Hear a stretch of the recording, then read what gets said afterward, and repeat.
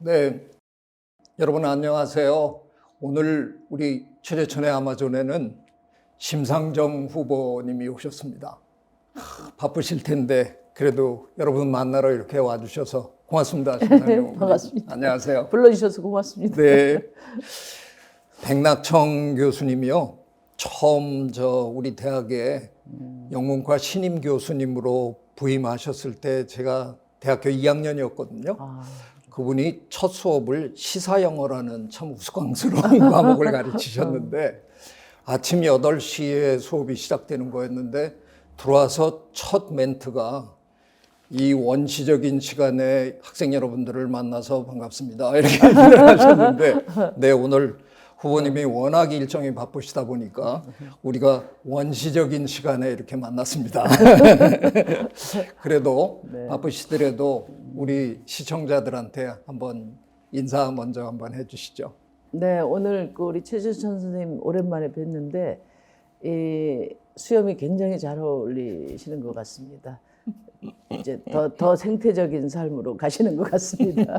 아무튼 기후위기를 대선의 주요한 쟁점으로 만드는 게 또 제 소임이기도 한데 여러 가지로 부족해서 죄송합니다. 최선을 다하겠습니다. 고맙습니다. 우리 시대의 가장 중요한 이슈가 뭘까요? 21세기에 상당히 많은 이슈들이 있을 텐데 아마 기후위기, 기후변화 이슈가 그중에 가장 중요한 이슈 중에 하나일 텐데 참으로 이상하게 이번 대선에서 기후변화에 대한 얘기가 전혀 나오지 않고 있습니다. 그래서 너무 안타깝고 그래서 이런 기회가 만들어져서 저는 개인적으로 너무 좋고요.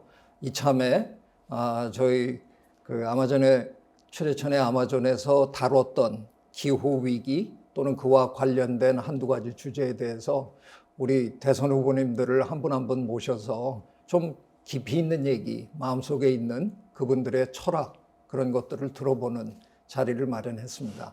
오늘은 미래 세대를 위해서 많은 고민을 하고 계시는 우리 심상정 후보님을 모셨습니다. 첫 질문으로 그냥 시간이 없으니까 바로 들어가겠습니다. 기후변화가 중요하다는 건 모두가 다 떠드는데요. 실제로 얼마나 중요한지, 얼마나 심각한지는 사람마다 다 조금씩 느끼는 게 다른 것 같아요. 후보님은 평소에 이 기후변화에 대해서 어떤 생각을 갖고 계세요? 저도 솔직히 말씀드리면 툰베리가 저에게 준 충격이 굉장히 큽니다. 머리로는 다 인식을 하는데 실제 이제 제가 이제 정치이니까 정치 속에서 이 의제를 어느 만큼 최우선 순위로 놓고 실천하는가 그런 점에서 이제 특히 제가 이제 진보 정당을 하고 있는 입장에서 많은 성찰을 하게 했어요. 뭐 지금 정치권에서 기후위기 이야기 안 하는 분은 없지 않습니까? 그런데 그레타 툰베리의 말처럼 그냥 블라블라 어쩌고 저쩌고 이렇게 이제 하고 있는 것이 불편하고 걱정스럽습니다. 그래서 저희 당이 지난해 말에 이제 특별 당대회를 해서 기후위기 극복을 위해 우리 주체부터 변화를 해야 되지 않겠냐. 그래서 무한 성장주의, 무한 소비주의 극복을 위한 노력을 할 것을 이제 제1의 강령으로 채택을 했습니다. 많이 부족하지만 저희가 기후위기를 바라보는 그 관점이 어떤 한 분야의 아젠다나 또 환경운동을 좀 더 열심히 하자 이런 차원이 아니라 이 기후위기가 인류사적인 문제고 문명사적인 전환이 필요한 과제라는 것을 당내에서 분명히 확인했다는 말씀드리고 그래서 이 기후위기가 또 지금 뭐 사실 시한부 선고를 받고 있는 상태이기 때문에 이제 역순에서 우리가 고민을 해야 된다는 거죠. 그런 점에서 지금 상황이 되냐 안 되냐 이런 한가한 얘기를 할 때가 아니라 IPCC에서도 지금 1.5도 상승이 지금 10년 앞당겨진다는 거 아니겠습니까? 그럴 때 우리가 할 수 있는 최선의 방법이 뭔가 이런 비전을 내놓고 국민들과 함께 총의를 모아가는 그런 대선이 돼야 된다고 생각하는데 그런 점에서 너무 아쉽습니다. 아무튼 저희가 세운 목표는 일단 국제적인 합의에 따라서 2030년까지는 적어도 재생 에너지 연료로 50% 이상 대체하는 좀 과감한 목표를 가지고 가자. 화석 연료는 2030년까지는 이제 끝내자. 이렇게 이제 말씀을 드리고 있고, 그런데 이제 지금 정치권에서 나오는 건 아마 이제 기후위기를 중심에 놓고 보시는 시민들 입장에서 좀 답답하실 거예요. 뭐 코스피 5천이다. 뭐 여전히 성장 이야기하고 또 원전 강국을 이야기하고 이제 이렇게 하고 있기 때문에 이게 만만한 싸움이 아닌데 지금 대선의 중심이 뭐 이것을 적극적으로 의제화하기에는 너무 닫혀 있다. 말하자면 지금 정치권 자체가 권력 투쟁 안에서 시야가 한정돼 있기 때문에 이제 시민들과 더 많은 대화를 해야 될 때가 아닌가 그런 생각입니다. 네. 후보님은 지금 문명사적 위기다라고까지 규정을 하셨는데, 약간 언급은 하셨는데, 도대체 우리 대선에서는 이게 왜 이슈가 안 되는 겁니까?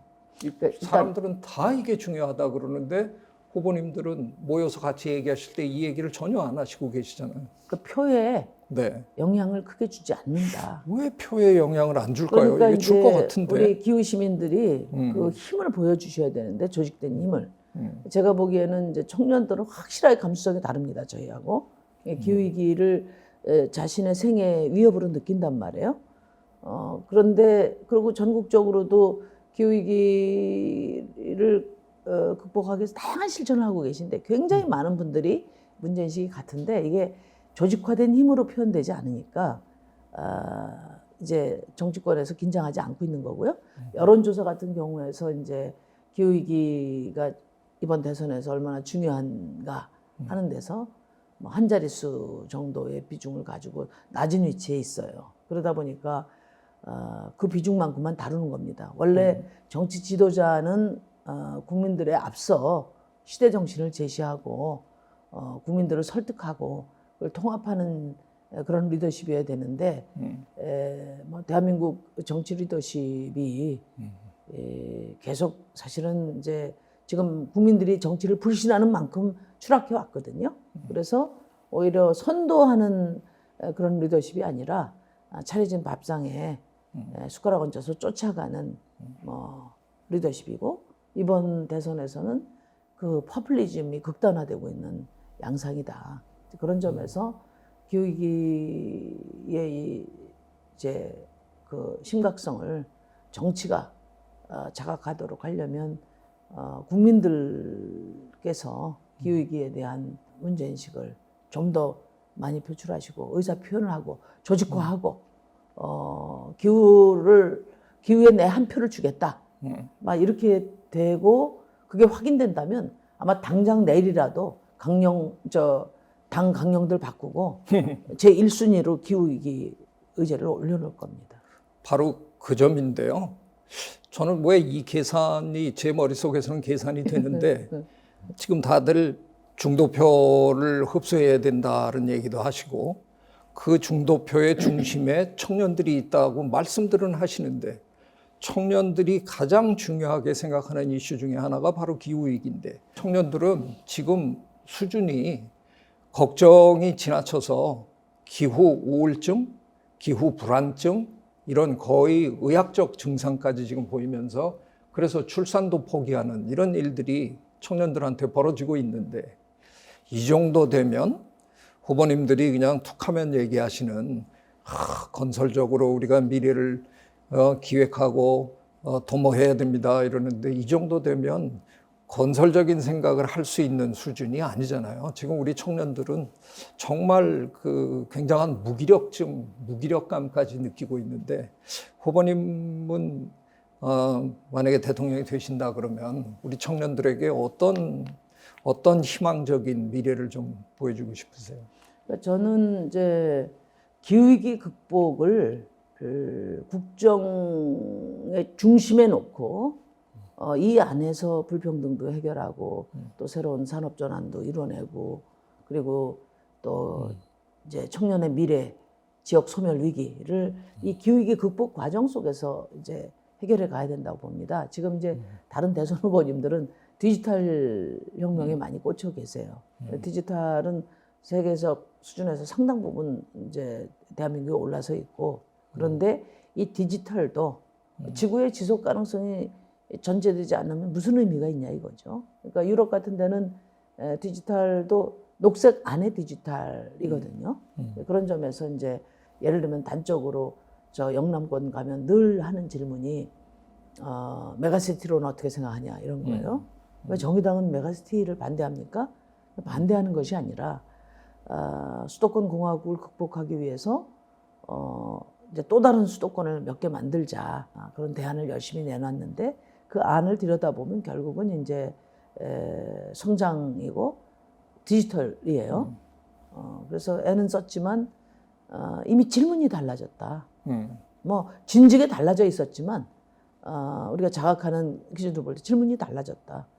이제는 세계는 디지털을 넘어서 녹색 산업 혁명으로 가고 있고, 이 녹색 전환의 어떤 비전 속에서 디지털도 의미가 있는 거 아니냐, 그런 답을 제가 하거든요.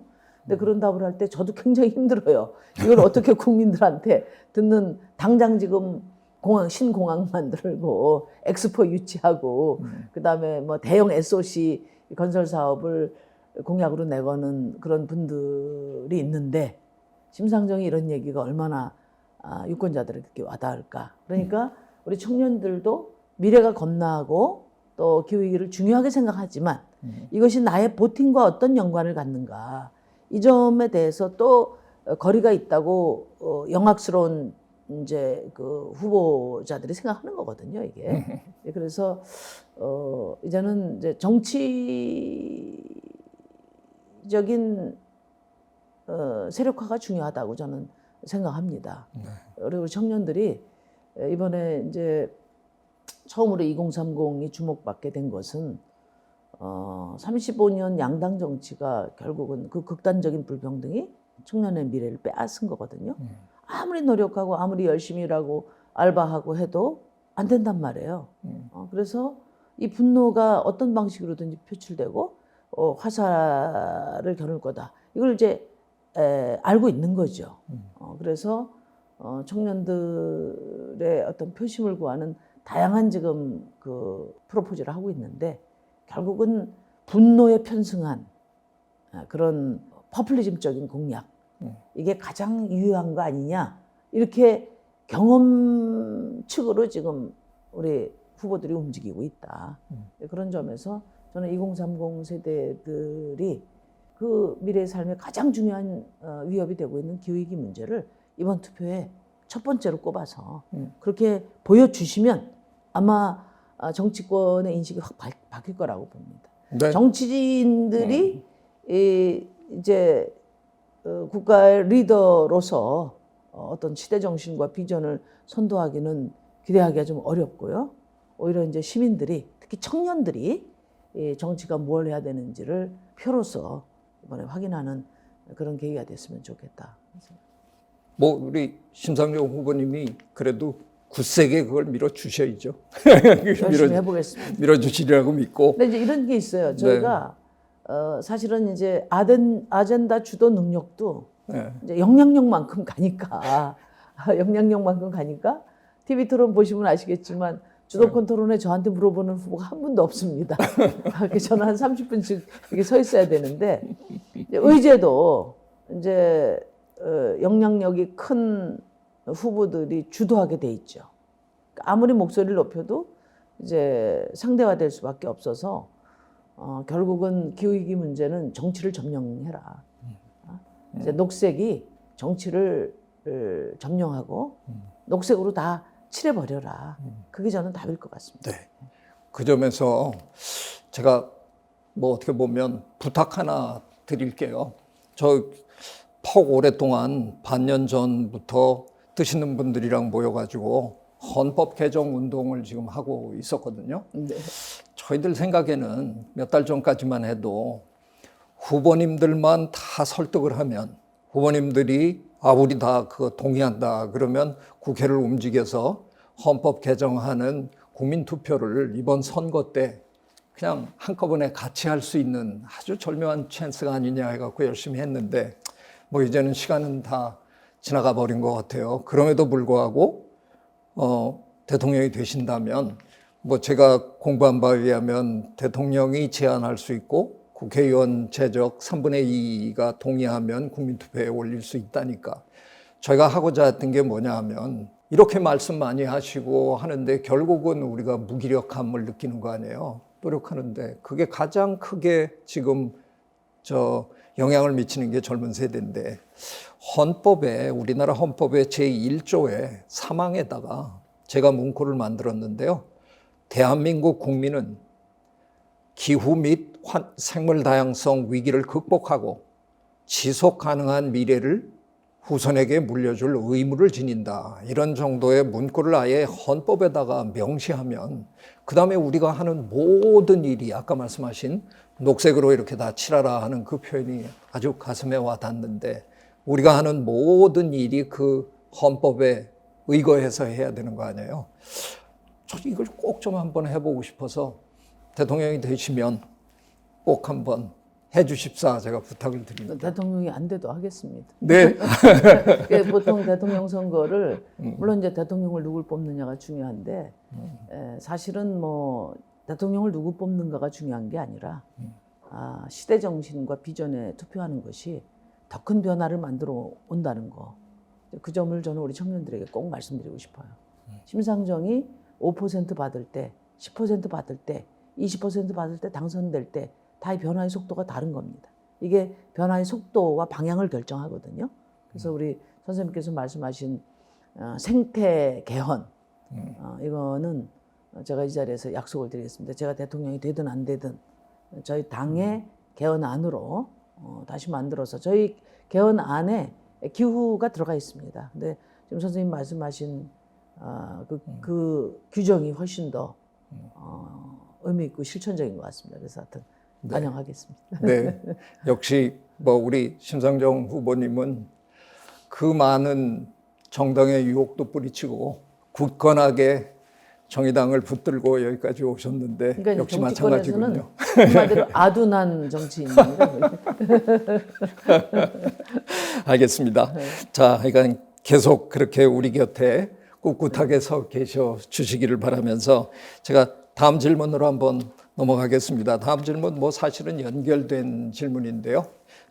2050 탄소 중립에 관한 질문인데 물론 뭐 세계적인 추세이고 어쩔 수 없는 부분도 있지만 그래도 저는 우리 문재인 정부가 이거를 선언해 줬다는 거는 개인적으로 뭐 상당히 고맙고 그래도 용기 있는 일이었다고 생각하는데 과연 후보님은 평소에 우리 이 2050 탄소 중립 이 이슈에 대해서 이게 좀 적절하다고 늘 생각을 하셨는지 아니면 좀 미흡하다고 생각하셨는지 또는 경제 발전을 걱정한다면 조금은 현실적으로 완화해 가면서 이렇게 꾸려 나가야 되는 게 맞다고 생각하셨는지 한번 제가 듣고 싶습니다.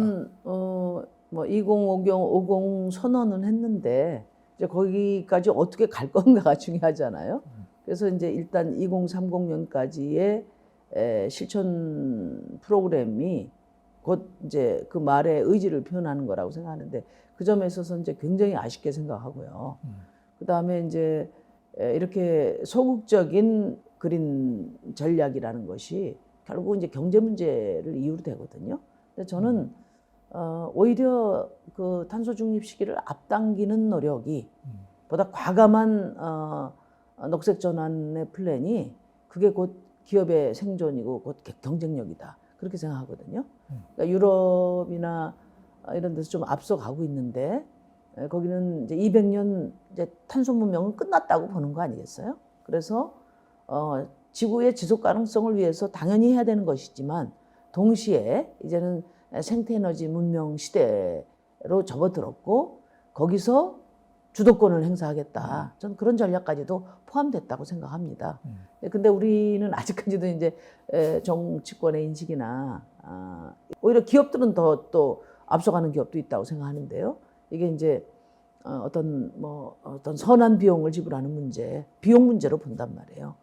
그래서 기업도 마찬가지거든요. 현대자동차 같은 경우도 다 전기 자동차로 전환된다 하더라도 지금 이제 내연기관 자동차 한 10년 더 팔아먹을 수 있으니까 이게 더 돈이 크게 되거든요. 그러니까 이거 잡고 있는 겁니다. 전기 자동차는 그동안에 정부가 보조금 주는 만큼만 했단 말이에요. 그런데 생각보다 세계가 더 빨리 움직이거든요.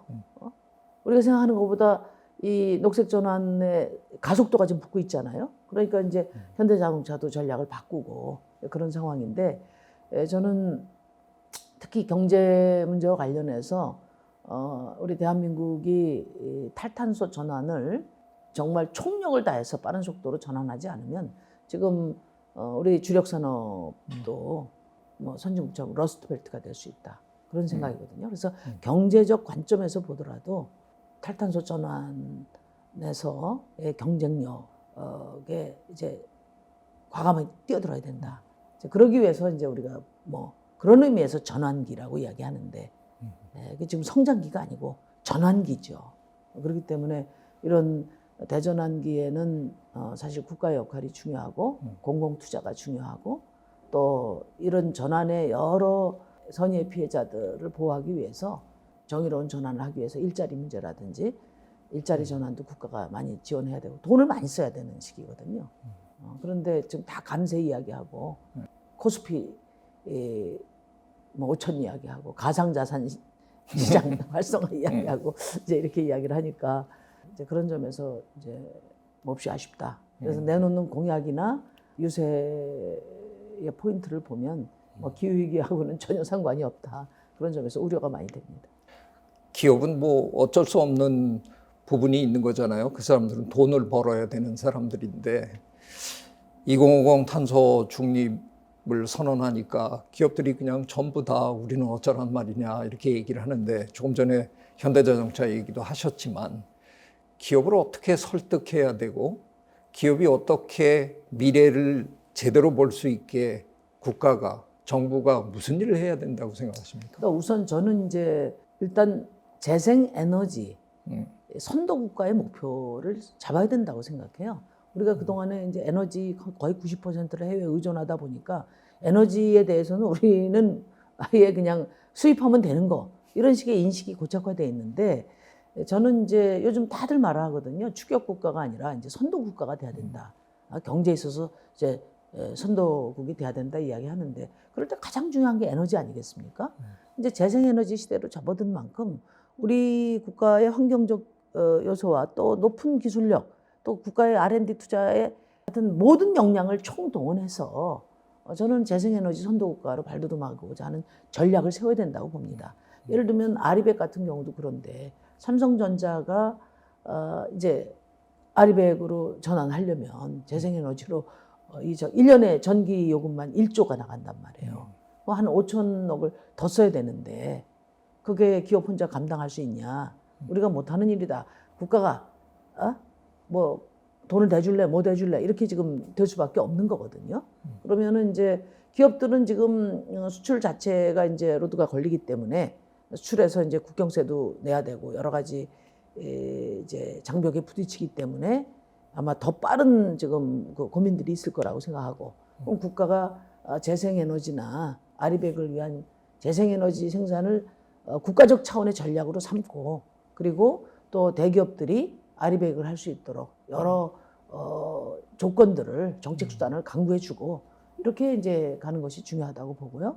그리고 이제 이 에너지는 이제 지역 분권형 에너지 시스템을 가져가면서 이게 지금 지역 소멸 위기로 내몰려 있는 어떤 지역을 진짜 말 그대로 재생시키고 그리고 지역 경제도 활성화하고 또 국가 균형 발전을 만드는 그런 균형 전략이 바로 이 에너지 전환 전략에 포함돼야 된다고 생각하고요.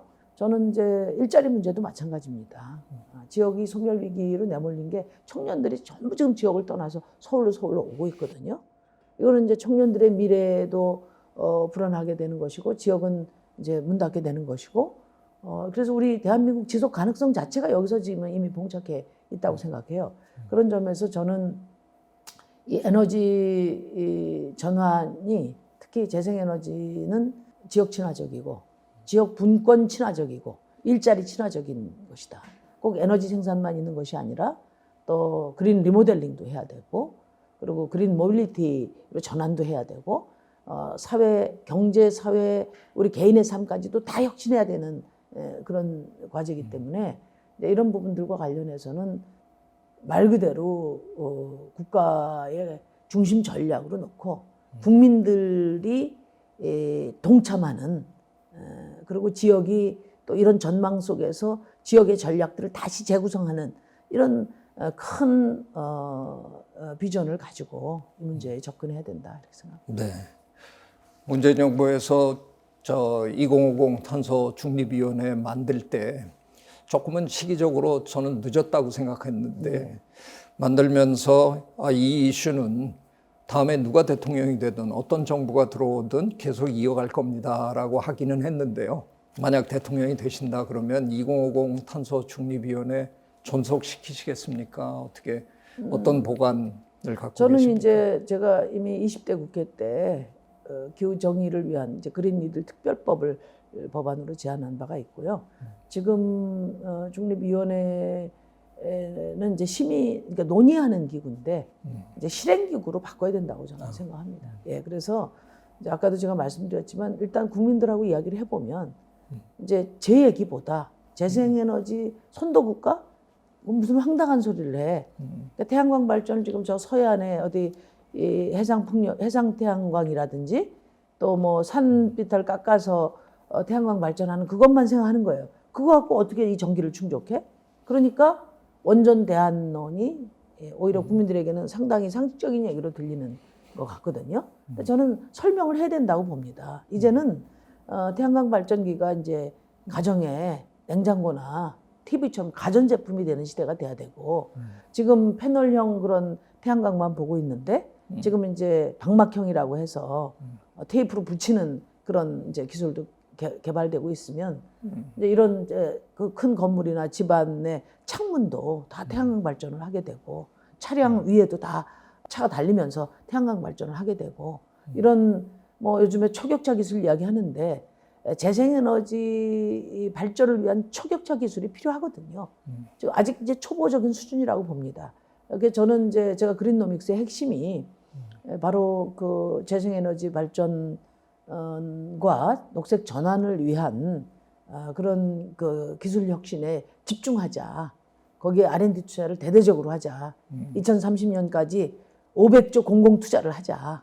이 그린 전환에 따른 그런 이제 말씀을 드렸어요. 그래서 이런 부분들을 실제로 실행하고 뭐 다 말씀드릴 수 없겠지만 이제 에너지 그 망 체계를 또 분권형으로 만들어서 국가가 인프라 깔아주고 기술 혁신 뒷받침해주고 그 다음에 거기에 민간이 올라타서 지역 분권형으로 자기 지역의 에너지 시스템들을 갖춰가고 그 생산에 또 시민들이 참여하고 지역의 거점 대학에 집중적으로 지원해서 거기서 기술과 이론을 겸비한 청년들이 그 지역의 녹색 전환을 주도하고 이제 그런 이제 비전을 제가 대통령이 돼서 꼭 해보고 싶습니다. 네. 좀 전에 말씀하신 대로 예쁜 태양광 발전기가 모든 가정의 가전제품으로 네, 앉혀지기를 기대해 봅니다. 다음 저 주제로 한번 넘어가고 싶은데요. 저출생 고령화 문제에 대해서 좀 여쭙고 싶어요. 저출생 고령화 문제라는 게 이게 우리 청년이 역시 또 우리 미래 세대에게 정말 중요한 이슈잖아요. 근데 저 환경을 연구하는 사람의 입장에서는 이게 갈등이 참 심해요. 모든 환경 문제는 궁극적으로 인구 문제거든요. 사람이 너무 많아서 이런 일들이 코로나19 뭐 이런 환경 파괴 이런 게 다 나타나는 거잖아요. 그래서 굉장히 오랫동안 우리들은 지구의 인구를 어떻게 좀 줄여보려고 무지무지 애를 썼어요. 이게 약간 출생률이 조금 내려가는 듯 싶었는데 이제 잘 사는 나라 사람들이 자국 국민 숫자가 줄어든다고 또 이 출생률 높이는데 뭐 돈 투자하고 우리 정부도 뭐 지난 십몇 년 동안 어마어마한 예산을 쏟아부었잖아요. 근데 결과는 지금 뭐 얼마라 그래요? 0.81이라 그러나요? 출생률은 이렇게 그냥 계속 떨어지기만 하고 있고 평소에 이런 문제에 대해서 저 심상정 후보님은 고민을 좀 하고 계십니까? 어떤 그러니까 생각을 이제 하고 계신지. 결국은 기후위기와 이제 인구 문제가 직결돼 있는데 우리가 이제 기후위기 극복도 지속 가능성의 의제고요. 이제 지금 저출생 문제도 지속 가능성의 측면에서 보고 이건 이제 사회적 우리 공동체의 지속 가능성의 측면에서 보는데 그 고출생 그러니까 그 정책을 쓰자는 것이 아니라 지금 저출생의 배경이 불평등의 기원에 있다는 사실을 이제 저희가 주목하는 것이죠. 그래서 이 저출생 문제가 이 상태로 극단적인 불평등에 의한 말하자면 그 어떻게 보면 이제 타의적인 이런 그 강요나 다름없거든요. 요즘 청년들은 뭐 일자리도 불안하고 뭐 집도 장만하기 어렵고 그런 상태에서 결혼도 생각하기 어렵고 거기다가 아이까지 갖는 것 그 자체를 공포로 생각하는 사람들이 많단 말이에요. 이렇게 돼선 우리 사회가 지속 가능하겠나? 특히 국민연금 같은 경우에 고갈되고 사회 자체가 붕괴될 위험이 있는 거거든요.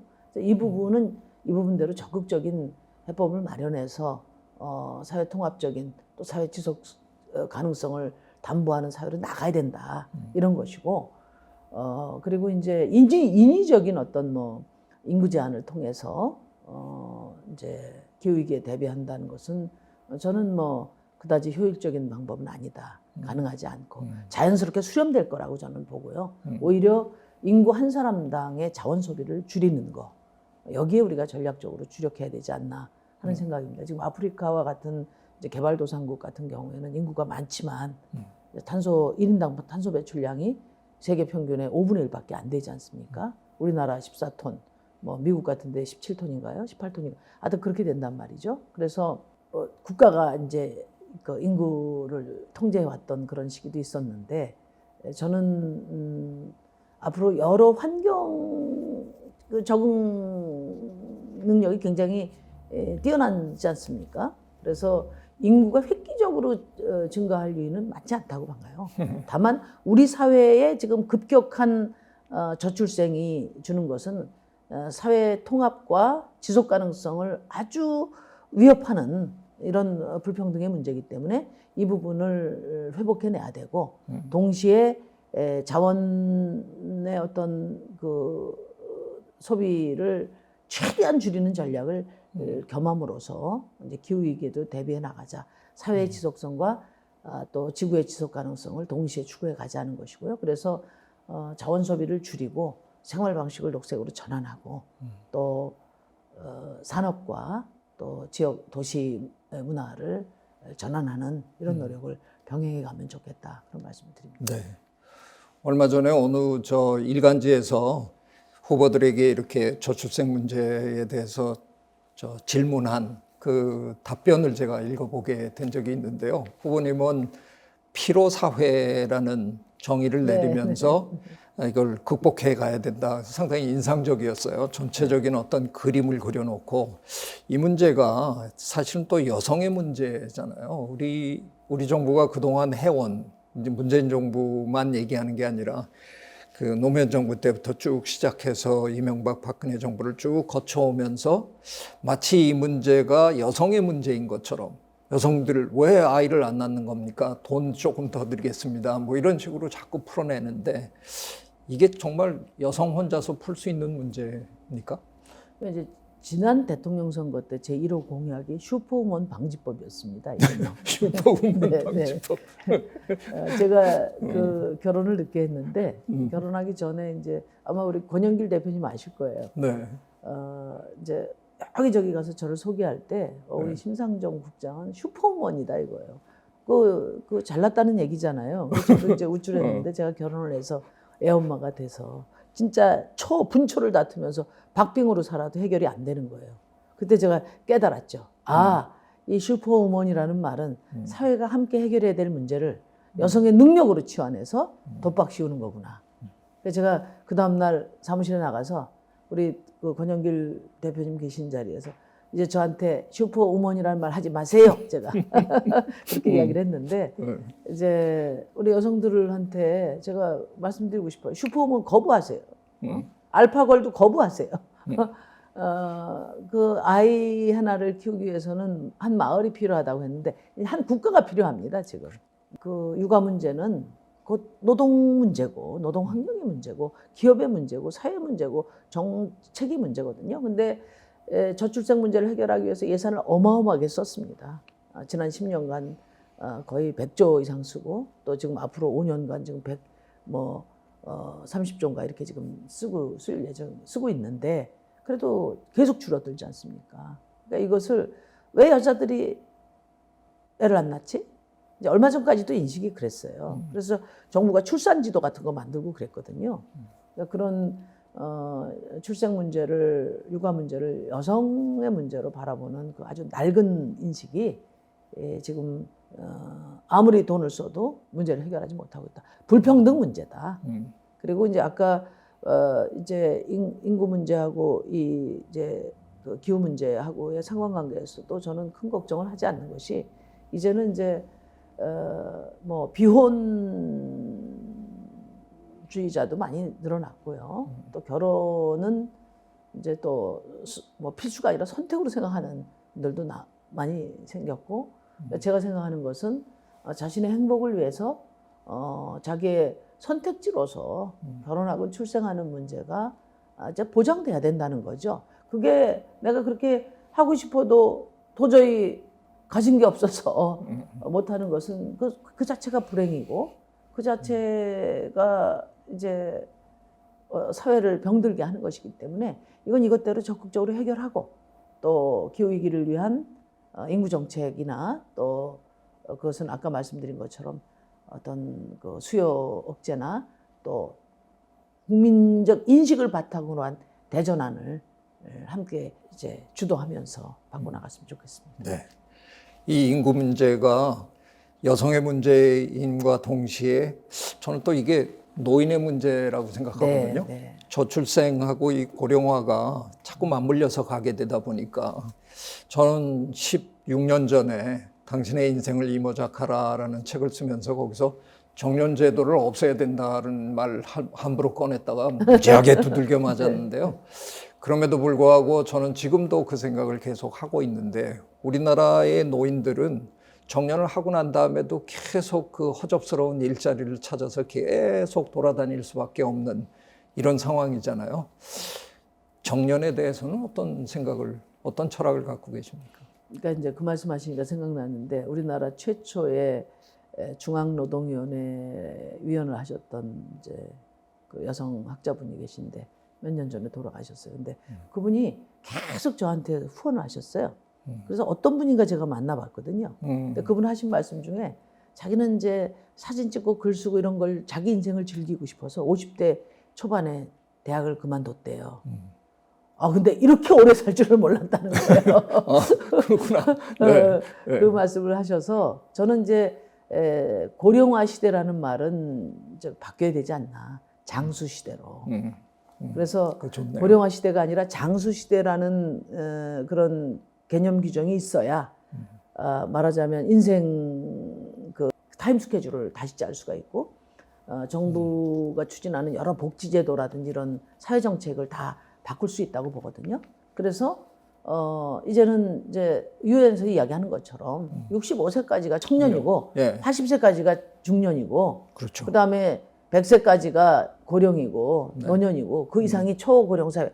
저는 그런 시스템으로 간다고 보거든요. 그래서 당연히 일하는 시간이 이제 연장돼야 되는데, 다만 현재 지금 우리 상황에서 이제 청년들의 그 실업 상태를 고려할 때 이제 현대자동차 같은 데서 노동조합이 정년 연장 이야기할 때 제가 그건 안 된다 이야기했습니다. 대신에 60대 이후에 걸맞는 새로운 일자리를 국가가 또 발굴하고 지원해야 된다.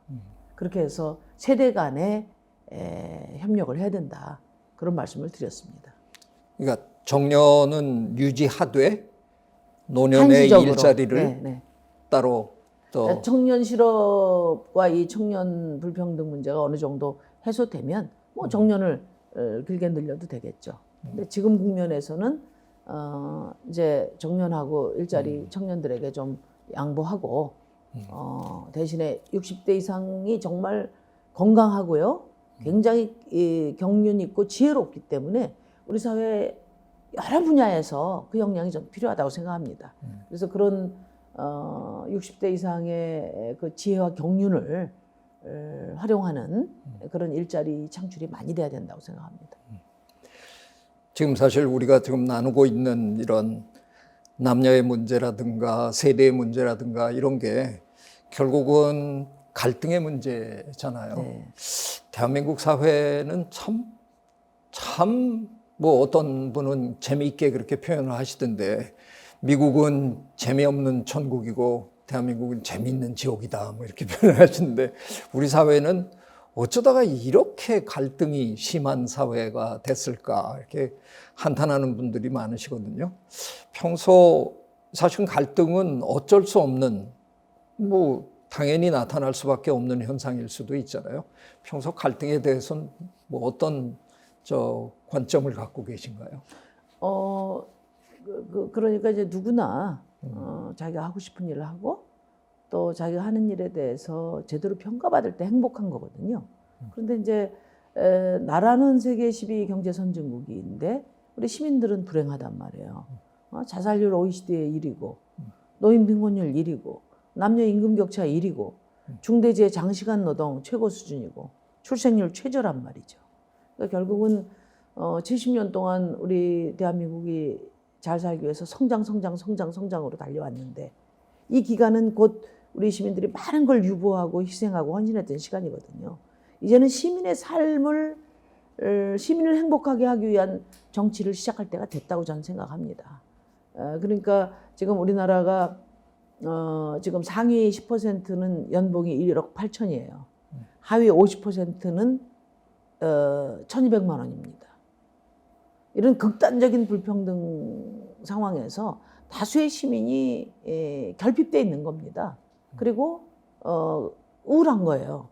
그런데 이제 이 책임을 이런 이 불평등을 해결하기 위한 국가의 책임이라든지 정치의 역할이라든지 이런 것들이 가시화되지 않고 오히려 다 각자 도생 사회로 내몰고 있기 때문에 그러면은 의자놀이 같은 거거든요.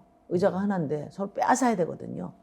그리고 정치권이 책임을 전가하는 방식으로 서로 갈등을 부추기고 바로 거기서 니네들이 경쟁을 공정하지 않아서 경쟁을 잘못해서 그렇다. 물론 경쟁의 불공정성도 해결해야 되지만 근본적으로 경쟁의 장 자체가 중층적이고 제한되어 있기 때문에 안 되는 거거든요. 이거는 정치가 해결해야 될 문제거든요. 그래서 저는 지금 우리 사회에 만연된 갈등은 근본적으로 불평등이고 그리고 그 불평등에 대한 국가와 정치의 책임 방기로부터 비롯된 것이고 거기서 더 한 발 더 나가서 이 갈등을 부추기고 이 갈등을 부추김으로써 득표를 하겠다는 아주 나쁜 정치가 그 중심에 있다 이런 생각입니다. 그러게요. 지금 언론에서 얘기하는 것처럼 어떤 후보들은 이른바 이 이대남, 이대녀 이걸 더 갈라치기를 해서 표를 얻으려고 하는 것 같다라는 비판까지 듣고 있는데 도대체 요즘 우리 사회에서 지금 벌어지고 있는 이 이대남, 이대녀 현상 이게 정상입니까?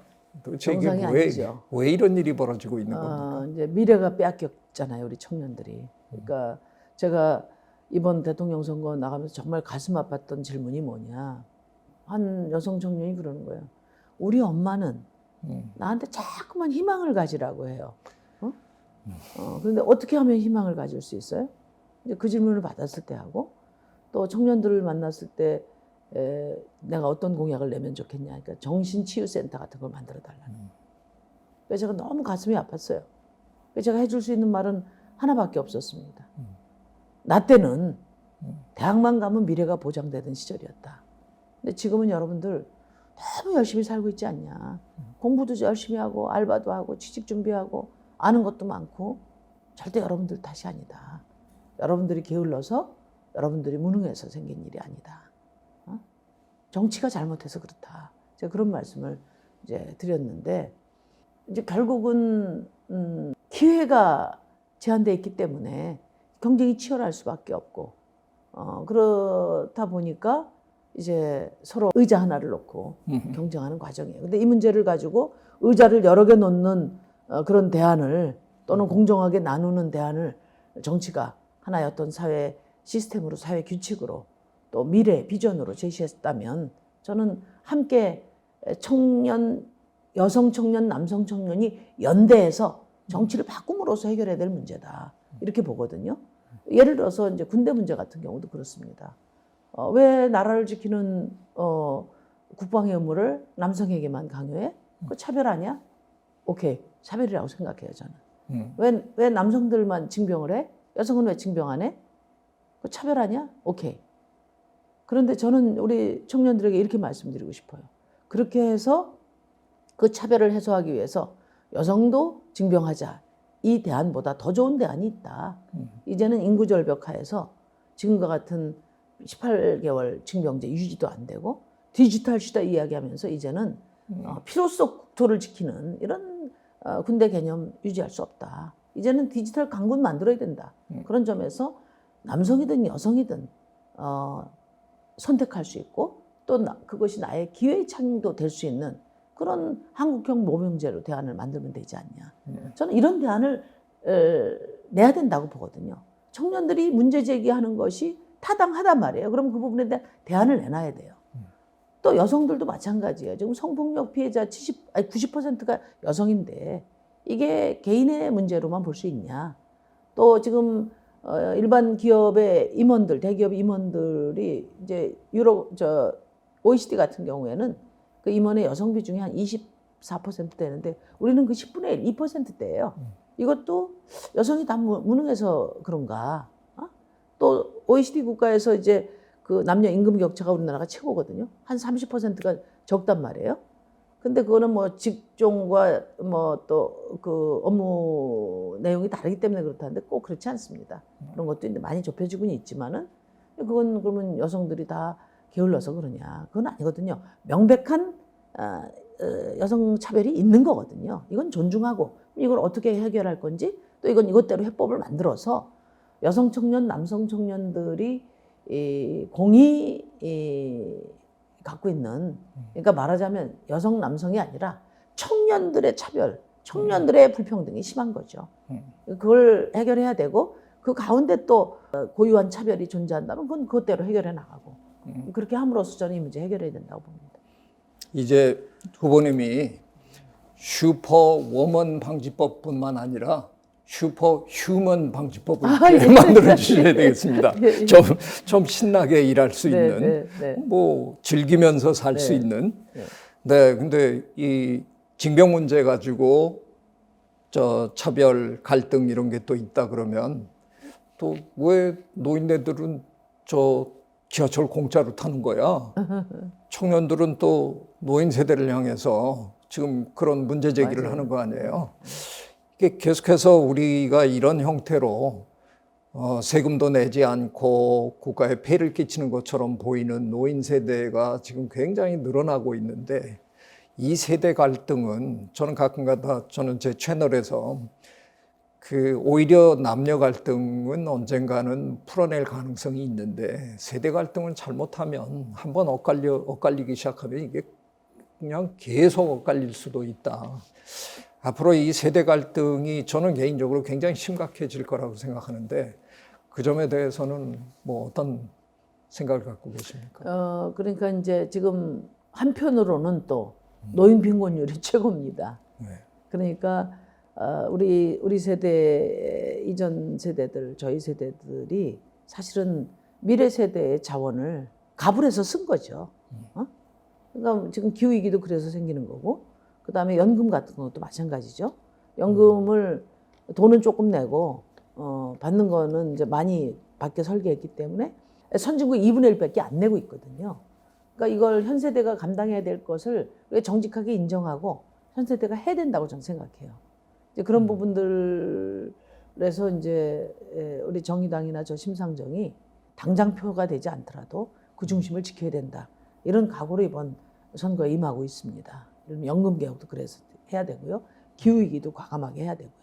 그리고 이제 이제 청년들한테 말씀드리고 싶은 것은 지금 그래서 기성세대들이 다 그러면 도덕적으로 욕심장이냐 꼭 그렇게만 볼 게 아니거든요. 또 지금 세대는 뭐냐면 어르신도 봉양해야 되고 그다음에 내 노후도 책임져야 되는 세대예요.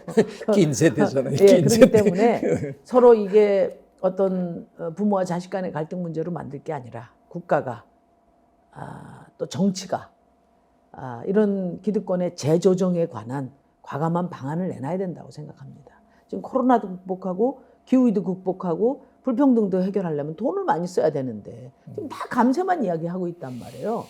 정말 속 터집니다, 저는. 이게 과연 정치인가? 당신 대통령 할 자격이 있나? 역살제비라도 하고 싶어요, 저는. 그러니까 저는 그나마 부유한 분들, 기득권에 있는 분들, 이런 분들이 다 고통분담을 해야 됩니다. 그리고 이분들은 어쨌든 그동안의 부를 축적하는 과정에서 직간접으로 정부나 정치의 도움을 많이 받았어요. 국민의 도움도 많이 받았습니다. 그러니까 이런 어려운 시기에는 있는 분들이 더 좀 부담해서 고통분담하자. 정치가 그렇게 말을 해야 된다고 생각해요. 루즈벨트 대통령 많이 이야기하는데 그분이 뉴딜로 그 대공황을 극복했지 않습니까? 무슨 댐 사업으로 극복한 거 아닙니다. 노동권을 대폭 강화하고 살찐 고양이법 저를 우리 이재명 후보가 공격하셨는데 그걸 제일 먼저 제안한 분이 루즈벨트입니다. 5억 이상 연봉 되는 거 다 100% 세금으로 환수하겠다. 그때 국의회에서 그게 부결됐는데 대신에 최고 세율 90% 이상 매겼어요. 그래서 거의 최고 세율을 이상은 70%까지 환수한다는 게 세금으로 70년대까지 유지되다가 레이건 때 이게 이제 약화됐거든요. 그러니까 저는 이렇게 재난의 시기에는 재난의 시기를 극복할 수 있는 새로운 사회 규칙이 필요한 겁니다. 새로운 고통분담이 필요한 거예요. 그 얘기하는 대통령 후보가 아무도 없습니다. 전부 다 세금 깎아주겠다는 사람 이야기해요. 그러니까 이재명 후보는 확장 재정을 해서 돈 많이 써야 된다 이야기하지만 그러면 세금도 더 걷어야 돼요. 국채만 발행한다고 하니까 설득력이 없는 거예요. 그리고 한쪽은 뭐냐면 지금 세금도 다 깎아주고 국채도 발행하지 말고 그러면 어떻게 하자는 거예요? 있는 사람은 잘 사는 거고 없는 사람은 다 죽으라는 얘기거든요. 그러니까 이런 식의 지금 대선이 되고 있기 때문에 저는 문제라고 생각합니다. 네. 우리 사회가 지난 몇십 년 동안 그렇게 열심히 벤치마킹한 나라들이 대개 스웨덴, 덴마크 뭐 그런 나라들이잖아요. 저 북구의 나라들.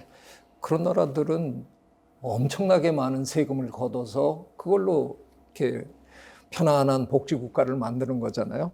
되게 부러워하면서 세금 더 내라 그러면 다들 움츠려드는 이런 이상한 일들이 지금 벌어지고 있는데 아까 심 후보님은 이 리더십이 끌려가는 게 아니라 이끌어야 된다는 표현을 해주셨는데 오늘 이렇게 얘기를 나누다 보니까 궁금한 질문이 하나 생겼습니다.